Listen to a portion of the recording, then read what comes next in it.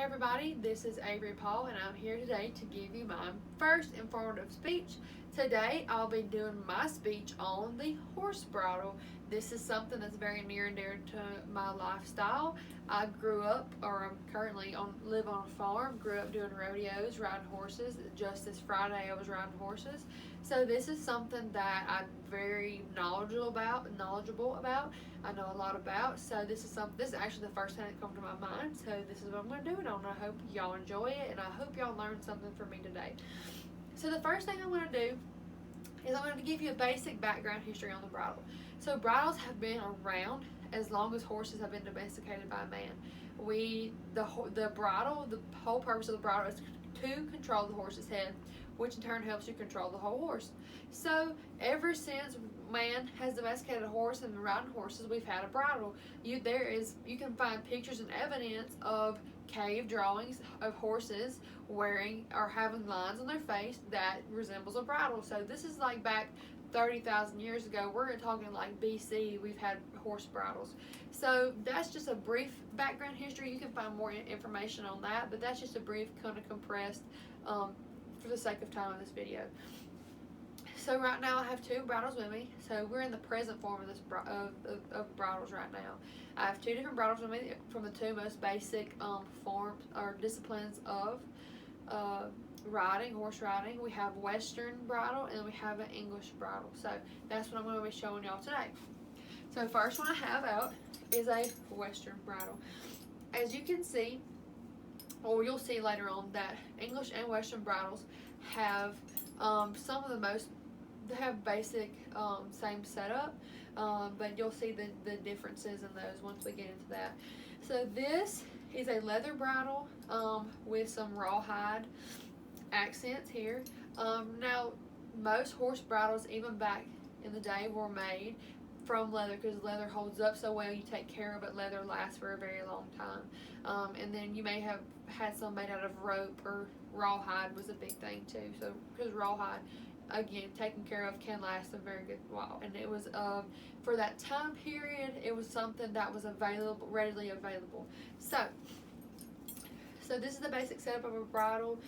This one has rawhide accents on it. A lot of the bridles we use are just straight leather, but this is one I've had for a little while. So it's a little beat up, but anyway. So this, first things first, this little thing right here, as you can see, it moves. This is called the brow band. The brow band goes across the top of the horse's head, right above the eyes, or what I would call their forehead. This really doesn't have anything to do with the control of a horse's head. It's really just how do you want to look, personal preference, just style wise. You can get bridles without brow bands. You can get them with. They come with, little leather pieces hanging off, different colors, different materials, leather, rawhide, neoprene, all that kind of stuff. You can get personalized ones with like your horse's name on it, like all kinds of cool stuff like that. But anyway, it doesn't really have anything to do with the bridle. It just depends on your personal preference. The next thing we have, this is called the throat latch. So this actually will connect and go under the horse's throat in this area. So this is not to be put on very tight. This basically helps you keep the bridle on the horse. So if something was to happen and your bridle broke, or maybe the bit came out of the horse's mouth, that would keep it on the horse. That way you could, the horse won't lose the bridle, and then you have a little bit of control over it. So the next thing here, this is called the cheek pieces. So this will run along the side of the horse's cheek right here.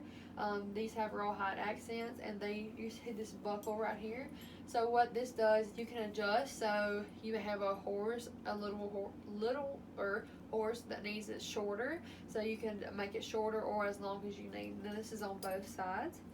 Or sometimes you'll find bridles that only have one cheek piece that has that, and it'll just slide around. So it just depends on what kind of bridle you get.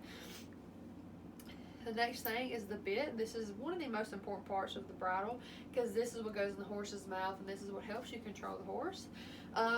This is a pretty basic bit. That's the metal bit. It is called a snaffle. It's connected there in the middle, and these long pieces, or what we call shanks. So you would call this a snaffle bit with shanks, long shanks. Pretty basic setup. Bit wise, Now there's all different sorts of bits made out of different materials. You have stainless steel, copper. You have some bits that have little roller pieces for the horses to just have something to do. And the bit varies on what you're doing. So it's say you are rodeo and you might want to use a different sort of bit, or you're roping, you would do some kind of different bit, or if you're working on a ranch, you would use a different kind of bit. It just depends on what you're doing and what your horse prefers. So you need to match up the bit to the horse, because not every bit's going to fit every horse. So that's the Western bridle. It's a pretty basic setup. So bridles cost around, it depends on what material you get. A good leather bridle that'll last you a while can cost anywhere from $50 to $100 on the better side. Now you can get them for around $30, $35 and up, but if you want to get a good one that's going to last you a while, it's going to be a little more expensive. So that's the Western bridle. The next one I have is an English bridle. So you can see the major difference in the two. It's the pretty basic setup. Like I said, they have a pretty much the same basic setup. So you have your brow band here. Again, you can get these with or without. It just depends on what your preference is. You have your throat latch back here. Same thing as the Western bridle. Now the different thing right off the bat that you can see is this is called a nose band. And the unique thing with English bridles is that it's attached already to the bridle. And in Western bridles, you can buy them attached, but most of the time it's a different piece you have to buy. It'll go on first and then you put your bridle on top. This just goes around the nose of the horse. In this setup, it doesn't really have anything to do with stopping the horse.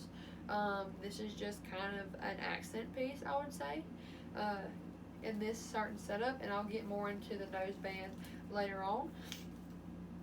And then you have your reins here. Let me hold it so you can see.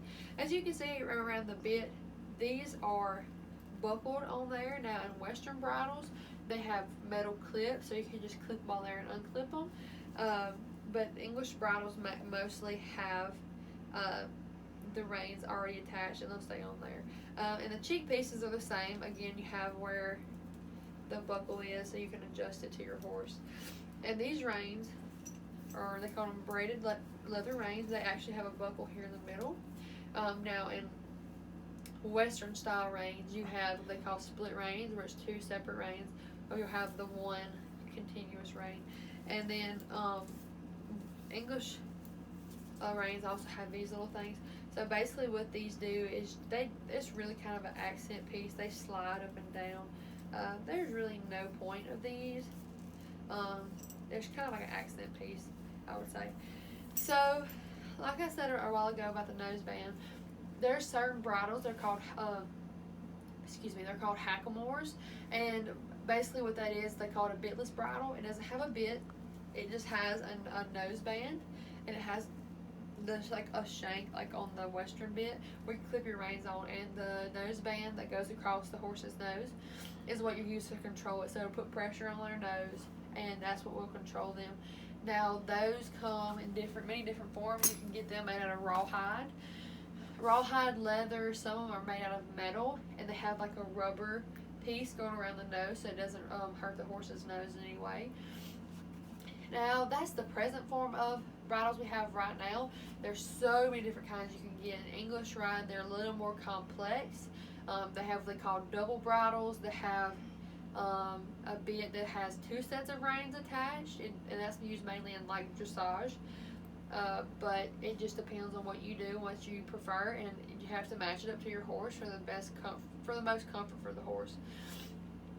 Now the future of bridles, we see now more that bridles are being made of several different materials besides leather. Like I said, leather is expensive. A good leather bridle is expensive. Now you can get cheaper leather, and then we also have gone into nylon. It's cheaper. You can buy more of it. You know, you can go through them more. So if you were training a horse and you just needed to go through some stuff, I would say use nylon.